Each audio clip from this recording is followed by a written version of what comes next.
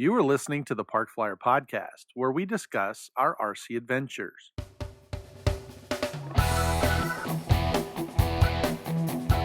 Welcome to the Park Flyer Podcast, where we discuss the ups and downs of the new RC Flyer. Join your hosts, Michael and Jay, as they take flight at the park. Now on with the show. Hey everybody, welcome to the Park Flyer Podcast. I'm Michael from Arizona. With me always are my good friends, Jay from Texas. And AK Mike in Texas in Arizona. Yeah, well, welcome to Arizona. If you're on our YouTube channel, you can see that Arizona Mike, or AK Mike, is visiting AZ Mike. So we had a special week that I just happened to be off work, as you can probably see from the scruffiness that Mike and I both have. And anyway, he came out to the house and wanted to visit the new shop and build on some planes. And so we've been able to go fly. And anyway, Here we are. We're glad that he's here. Just missing Jay, but Jay's preparing for a big shindig for the 4th of July coming around the corner down in Texas. Yeah. So you got some folks coming in. Yeah, I wasn't invited, so that's why I came to. Yeah, well, there you go. See, we weren't invited. Yeah. It's like, forget it. Well, you guys were going to get together. Mike was going to use his refund ticket for not making it out in February. So that's true.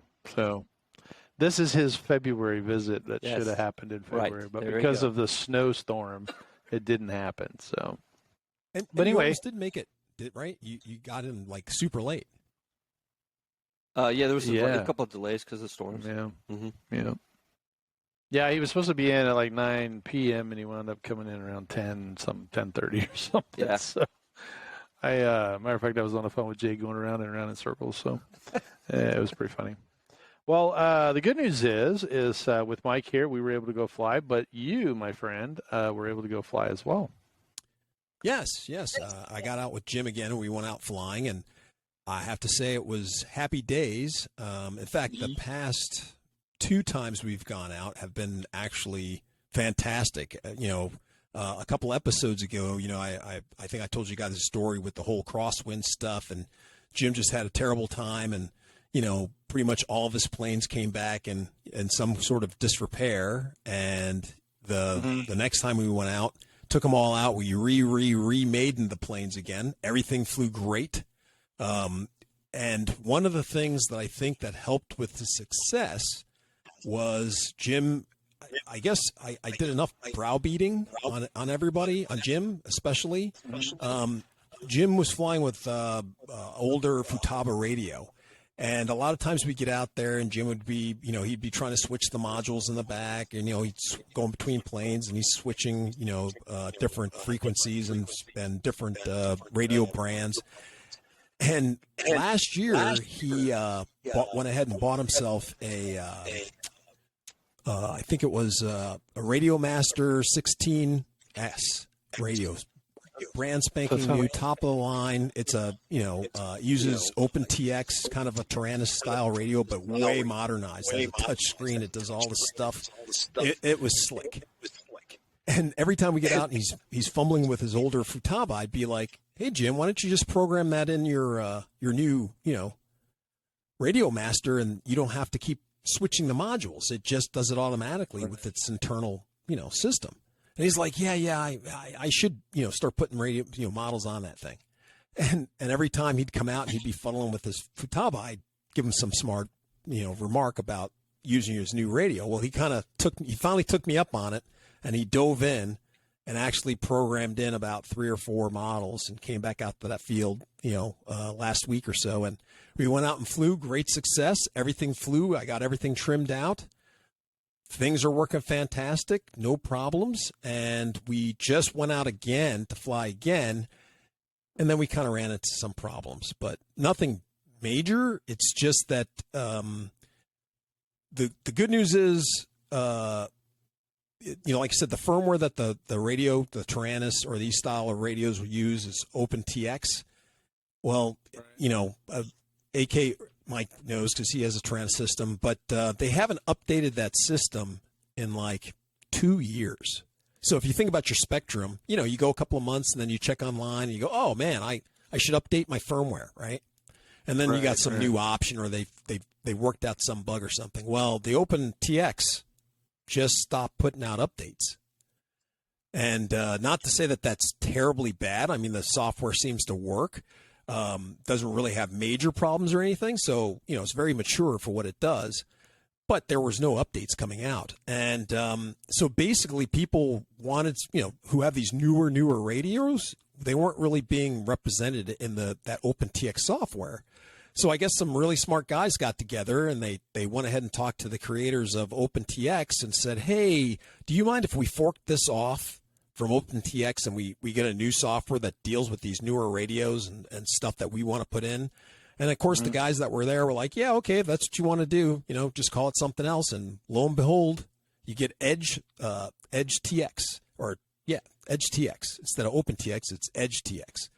And so it has the latest and greatest stuff. And the nice part about it, like I said on Jim's Radio Master, it has a touch screen. It has all this cool stuff. But on OpenTX, it doesn't work. It's a color screen and everything.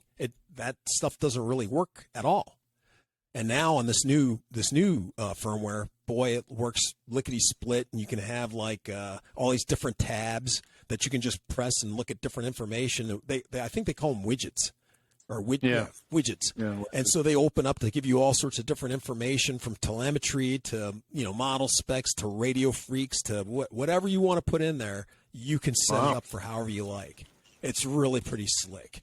So I've been, Jim actually talked me into updating my firmware, so I updated it on my old Tyrannus here. And although my Tyrannus is slightly older than his, it's not obsolete or anything, but it has a black and white screen, so I don't get all the cool touch screen stuff or any of that. Right. But the nice part about switching over from OpenTX to this Edge TX is that all the little nuances that they're correcting, and for things that are bugs or new software or basically for new hardware for things that are coming out or whatever, that have been ultra slow on OpenTX. Well, now with this Edge TX, they're just popping out new stuff for it, and new things and automated stuff. It's quite nice. So yeah, I'm really enjoying it.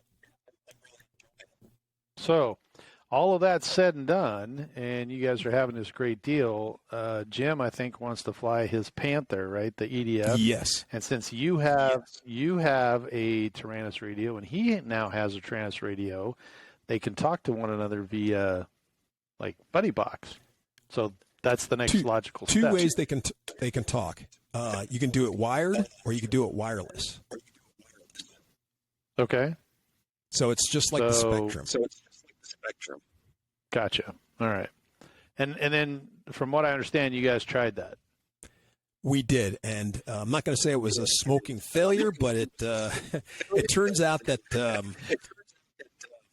let me put it this way: OpenTX, the firmware, when you're playing and adjusting things, sometimes you got very lost, because you have to think like the guys who programmed it. So if you're not quite into the way they think and do things and the way they want to operate their firmware, it was real easy to get lost. So the nice part about the Edge software, it makes sense to common people. If you look at it, you go, oh, okay, I remember that to do this thing, it was really complicated on OpenTX, but on the Edge TX, you go, oh, okay, I get it. I have to change this. I have to change that. Oh, that makes sense. Well, for Jim, as he was setting stuff up, something was off. So basically everything worked, right? I could control the Panther if I was on the Slave, right. But the problem was my rudder was controlling my ailerons. Right. So if I said that wrong. If I wanted to use my ailerons, right, if I use my aileron stick, nothing happened. If I just started moving all the sticks, if I move my rudder stick, that moved the ailerons. And we're like, oh, well, we just have to switch them. Something got, that's where Transmorgify. That's where it was from. It was from doing that stuff. But anyway, sorry about that, folks. It was an inside joke with the guys here. But anyway, so basically it was misconfigured in the master radio. Something had been misplaced, or something was ticked on, and we had to kind of figure that out. And, we kind of spent our whole morning instead of flying, dealing with that. But, he went home, I went home. I was making phone calls, digging through YouTube, and Jim finally figured it out. And so he's got it all figured out and ready to go for next time. So we hashed out that problem. What was the deal? What okay, was the so story? they have a screen that's set up for a trainer screen, and on that trainer screen, they list out the controls that you're going to be using. Right, you got your throttle, aileron, rudder, etc. And so, even though it looks, the numbers may correspond with like with his system. I think it's like throttle first is number 1, ailerons number 2. Elevators 3 and rudders 4, right? And so that was those numbers corresponded with the the lettering of what we had there. Well, so remember, like if you were setting up a Delta wing on the Spectrum, and then you're like, okay, I got to set up for Delta. It says I should plug this port into this one, and I should plug this into that. When you plug it in, and it would be wrong. And you're like, oh, yes, the Delta, that didn't work out right. So then you go to reverse it, and then it was doing all sorts of wonky things. Weird and then it was like, okay, I got the things backwards, or I have my servos back. Yeah, well, you just keep working on it until you get it right. Sometimes you get it right off the bat, sometimes you don't. You might have to reverse 1 or 2 things. That's kind of how this was. That list that said, each radio has its own mapping, of the radio, of how things are supposed to work. Well, even though like I said, he has his brand is a Radio Master, and then he was using the slave was a Taranis, so they were both on different maps, and so therefore when they went to talk to each other, everything lined up and was talking except for the aileron. The aileron would say, "Hey, I'm here," and then would pop out on his radio as the rudder. So basically, we had to go into that trainer page, move things around until we could get it to work right. Basically, it's kind of a trial and error. And most of the guys that said, "Well, we don't know exactly why it does that, but you just have to get in there, whatever, start trading around that one that doesn't work until it'll work." You have 3 chances to get it right. So I wish I had a more scientific explanation, but it was just one of those, keep working until it pops out. And I'm sure somebody's going to write up or figure that out later on, because the software is a little new, Trainer screen, you'll see what it is. I mean, you'll be able to look at it now that you've set it up and it's right. You'll be able to go, oh, this is why. Yeah. Right. It should be logical, I would think. Yep. So were you doing this wirelessly or wired? No, it was wired. So there was an actual cable going between 2 boxes. Yes. And why did you choose? It would be the same problem with the wireless. Yeah, but why did you choose to do it wired instead of wirelessly?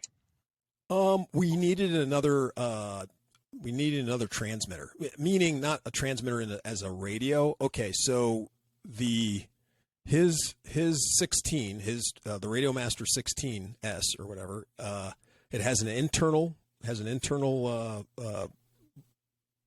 not receiver, but transmitter inside of it, right? And that does all the different brands of radios. Well, when you do the wireless thing, it needs an external hookup as well. So if you have an external box to do something, you hook that in, and then that will talk to the slave if you're going to do it wirelessly. Or you can get a dongle, which Jim got a dongle for later on. It didn't come yet, so that would have been the easier solution. So I was supposed to bring the extra transmitter module, but of course I was kicking it all around the room in here. And then, Jim's like, "Hey, just bring yours out." I'm like, yeah, I'll bring it out. Where the heck did it go? Yeah, now you can't find it. I couldn't find it in the room here, so. Tumbleweeds. So I called him up before it came out. I said, "Bring your wire, bring your cable, man. I can't find it." And then when you got home, it was sitting right on your desk? Yeah, of course. I tripped over it, sprained my ankle. So, all right. So now I guess Jim figured out the problem then, and now he's ready. You guys are ready to go back out and we're ready to go back out and try it again. So we have to cut the field, and he volunteered to do that for Oh, wow. Actually, the next day we're waiting for some rain to come out and wet the field down. Speaking of that, so it won't be a dust storm out there. Speaking of rain, it's kind of off topic, but we were just sitting out on the back porch, and Mike got rained on here in Arizona. So very rare, very rare. But the very cool thing is that it was kind of like really high clouds. It didn't really look like rain, and then it started raining, and this perfect rainbow came over from one side. Was it a double rainbow? Double rainbow. It wasn't a double rainbow, but it was a full rainbow. Which this is the second one we've seen this week, so that's kind of neat. Wow! It's just summertime here in Arizona, so. Well, so that was frustrating because you were out there for a while, and then you kind of went home, and you really didn't get to fly much. No, we didn't, but we're still, like you said, we're still learning the radio. The nice thing is, I'm so happy that my badgering is paid off, because and I can understand why Jim was hesitant. His public humiliation on our podcast is paid off. Is that what you're saying? Hey, negative reinforcement sometimes works. Yeah. We're not him. We aren't. We support you, Jim. Call us if you need help. Well, I am so proud that he made the switch, because and I can understand it, because once again he found the Edge software. He was the one that let me know about it, because I didn't even know about it. Yeah.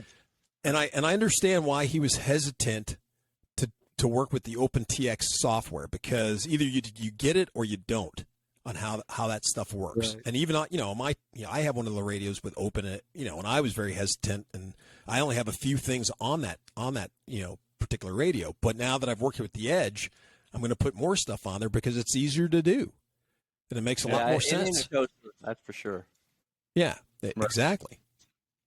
So I'm so happy for Jim, and the nice part about it is, we had to swap. He would normally swap between his two transmitter modules, and it was so nice because he didn't have to do that. And the third thing that's going to be great, whenever we would do it before with his older radios and, with Buddy Box, well, then he, had to get out the cables, then we had to plug in the thing, and then we take the modules out. And then of course, we'd go to fly and things weren't working at first. And it would be like, oh, I have to put the radio into trainer mode in order to go fly. And he'd be over there fiddling with it and pressing buttons and doing a little dance, and, and then he'd get it to work and it would work. Where now that he's figured out the problem, now you just pick up the radio and everything's going to work. There's no more fiddling with pulling things out or making sure you put things in, because once he puts it in the radio and it's global, which is a term that they use for, throughout the radio for all your models after that, you'll have a training switch, or you'll have a training, setup. So you don't have to do anything. So it's really nice. It's, And this one talks to you as well, right? Oh yeah. It talks to you. Yeah. Not only, like I said, you can play games on it. I don't know why you don't play with games on your transmitter, but you can play games on the thing. You're out there playing asteroids. Is that what yeah. You can have it. It's real easy to set up for voice, so you can have your own voice on it if you want to. Yeah. You can, like I said, the pictures, like for the models for the planes. So I found there's a website that has over 4,000 models on it. So the nice part is you go to the website, you have some abstract model, and somebody's already uploaded a picture, all the details, data, and you can just download that right into the radio. And the next thing that I really like is, doing the firmware. Like I said, on the old Tyrannus, to get the newer firmware on there, you had to take out the SD card, put it in a reader, put it in your computer, do your, once again, do your dance, do the thing, upload the stuff. Hopefully your bootloader would work. And it just was not a terrible, problem, but it was a goat rope. It was a bit of a goat rope. Now, I went ahead and did it on my radio with this new system, and there's like three or four different ways you can do it. The way that I just described, with just using the SD card, you can use. They have this Edge TX firmware loader. You could use that. That's kind of standalone. And the way I ended up doing it was they have a separate standalone online, version that you just, bring it up, save it to your web page, bring up the web page, put in your USB plug in the back, tell it you want, to check your radio, see if you have the latest and greatest firmware, checks for you, loads it up for you. Then it tells you, hey, these are the things that you need to add to your SD card, like new voices, new this, new that. It's slick. So I was like, "Woo, I like that." So yeah. Well, we're excited to see next time you guys go out what how it feels and what's the new deal. And I mean, if we're ever invited there. Yeah, that's true. I mean, well, you know me, it's just best to come. It's hard for me to say no once you're there, uninvited. If I pull up in the driveway of my rig, he can't kick me out. No, I can't. Stay in the front yard. I can't even get out of my yard. Oh, I see. Yeah, I get the RV. Exactly. Well, the good news is it sounds like you guys had, at least a productive day, albeit that you weren't flying. And we were having this conversation after Jay was driving back, and Jay was kind of giving us a heads up of what we were going to talk about on the podcast. And he basically said that Jim's radio, that he was transmorgifying all of the, details of his radio, and we all started laughing because I started laughing, and I'm like, what are you, just making up words? And Jay said, yeah, it's a made up word. And AK Mike is like, no, actually it's not. It's a Scrabble word, and it does exist. So he pulled it up on his phone, and anyway, that's how the Transmorgify. We thought Jay was just throwing out some, word that just came to jumbled up in his mind. He has been known to do that, and he has like been known escape. Yeah, exactly. Escape. That's it. But Transmorgify does not fit in that category. It didn't, no. And so we were very, very impressed. So anyway, our episode is Transmorgify, which brings us to our second half of the podcast. Is that AK Mike got to go to the field. We went out to Sun Valley Flyers, and we got we kind of went out there. We got up, and he's like, "Hey, man, it's a nice day. Let's go, and let's get out there before the winds really kick up." And so we threw a couple airplanes. I think we took the L-39, and then we took the Fun Racer. We did, and we took the new 3D hobby shot, 3D Aero Ventures one that we got at the. Oh, you did? Oh, that's awesome. Yeah. So anyway.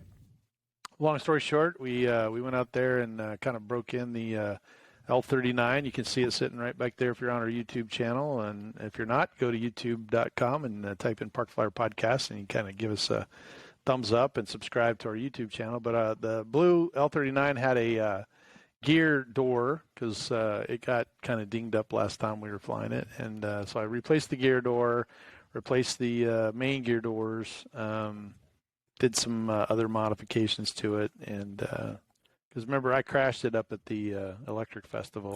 Yeah. First time I got it, first time I get back to it.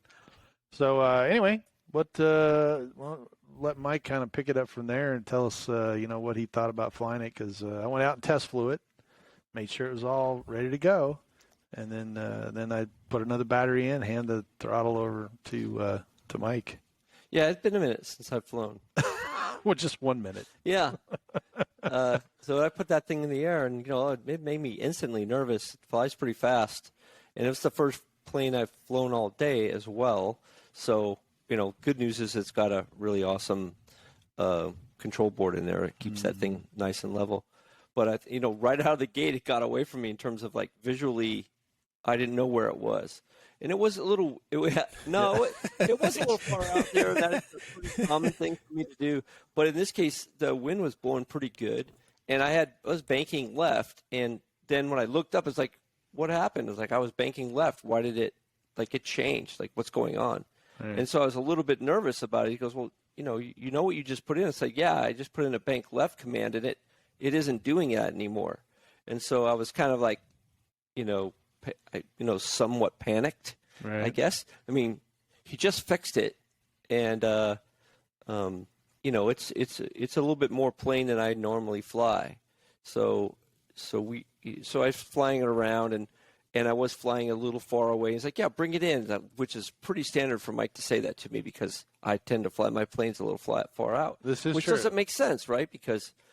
But we were talking about that. It's like, well, why is it so far out? Well, one, it's fast. So if you turn nice and easy, it's 6 miles away before you get turned around all the way. So plus, this left hand doesn't have to be all the way up. You can bring it right back to half part. I'm just kidding. I'm kidding. Well, but still, it's still getting away from me because it's a fast plane.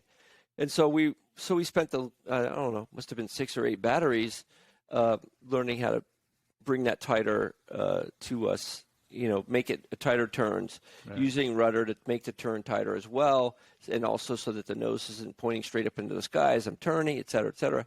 And so it was just a matter of, doing that. I think by the last time, I never landed it because it was just so gusty and windy. Even Mike, as good as Mike's a flyer, the wind was just really challenging him every time he tried to bring it to the ground. I think there was 2 greasers that he was able to do, and it's only because the moment he got to the runway, the gust stopped long enough for him to put it down, and then after he put it down, it would get blown over, and he'd have to aileron into the wind just to keep the thing from falling over. Yeah. So I mean, I'd never landed the thing. I think if I had, a few more batteries, I probably would have been more comfortable with that. But I did try to bring it down for a landing one time. I had the gear down. I was bringing it down, but I came in way too fast, way too high. And so it was going to get down on the tarmac until, last quarter of the runway. There's just no way you're keeping that on the runway. So I went around and gave it to Mike. Because of course, it's 3 minutes battery. So if you miss your landing, yeah, that's a problem. So Mike grabbed it and he juiced it to get as much height as he could get, so he could come around, just so he could bring it around. And he actually got that back on the ground without any trouble. But yeah, so overall, it was a lot of fun to fly. I don't even think I flew the Funracer. I think we were having issues. Trouble. Yeah. That thing was the motor was doing something funny whenever he tried to gas it, so it wouldn't properly work. Yeah, the L39 we had probably 10 batteries or so. I charged them all up, and so I flew the first one, maybe 2, just to kind of get it all leveled out. The wind was incredibly gusty. Matter of fact, Mike, first time. Actually, is it the first time you've been out there with the turbines or no? What do you mean? I've seen turbines fly there before. Yeah. Okay. Well, but almost everybody had turbines out there this weekend. That's true. They're all heavy planes. Yeah, basically. They're all big. These were the big guys. Like my L39 that I got on the table over there. One of the guys that owns a similar one, he's got that out there, and so he was flying it, and he's flying it with a 190. So that thing is just hauling the mail. Right. And it sounds really good. Looks really good. I think Tony was out there with his T45. Mm-hmm. I don't know, the blue Gary one at the had end. the T45. Who was the other dude at the end? The last Craig had the Rebel out there. So that's a nice looking plane too. Yeah, and then I think Mike showed up with his Panther, but I don't know if he ever flew it. Or Cougar. He has a Cougar and he didn't fly it.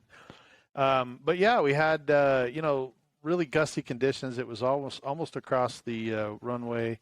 And Gary almost, oh my gosh, we were impressed with him because he came in for a landing and it just got a hopper where it just, he was coming in a flare and all of a sudden the airplane just went skyward in this huge gust, and it came over the fence where everybody was standing, and he was already into the power, thank goodness. And I saw the nose push over, which is what I was screaming, nose over, push over. And he threw the nose over and accelerated and then got out of it. And so we lucked out that it didn't come flying into the pits. But, for us flying a really lightweight airplane, because these airplanes are huge, it wound up being, a little gusty. So, but I think Mike's landings would have, had the wind been a little less crosswindish and more down the runway, that'd have been fine. I think he would have been fine. I agree with that. Yeah, just managing all the gustiness. But it was, I literally was cross controlling, wing down and rudder, and Mike's like, dude, you're coming in like at this huge crab angle and then just whipping it out at the last second. Yeah. Dropping the wing into the wind and just kind of plopping it on. And the first time I came in was with full flaps, and it just did not want to do that in the wind. So the ones he's talking about where I greased them on were actually no flap landings. Yeah. So that was the first time I've seen dust devils before. Well, that was the first time that I had to manage planes on the tables. Mike was flying, and we both saw the dust devil. We were like, "Dust devil!" We yelled out. And I ran over to where because ours was going to get hit first. I went over to and I would put my hands on the planes, and I closed my eyes and just shut my mouth as that thing just came whipping through. It would have put everything on the ground easy as heck. Yeah. So having said all that, I know we're out of time. We got to go, but there were a couple of really cool things that happened, and we'll talk about them on the next episode. But we did not get to fly the 3D Aero Ventures because it just was too gusty, and I just it's not on a maiden flight, right? No, and it was just too out of control. I was willing to do it, but he just said he no. was, and we did fly the fundraiser. We did fly the fundraiser, and we could talk about that on our next episode. I just took Jay's stance. I mean, it's not my plane, so I'm willing to fly it. Yeah, so he was willing to fly it. But anyway, we're going to leave you tonight. Join us in 2 weeks for the remainder of our day. But for now, I'm Michael from Arizona. And I'm Jay from the hills of Texas. And I'm AK Mike in Texas, in Arizona. And visiting Arizona. All right, we'll see you in 2 weeks. That's fine. Hey, you beat me to it. Yeah, I know. You have been listening to the Park Flyer Podcast. Thank you for joining us, and we look forward to your next visit. Please give our show a star rating and review, and feel free to email us your questions, topics, or suggestions to parkflyerpodcast@gmail.com.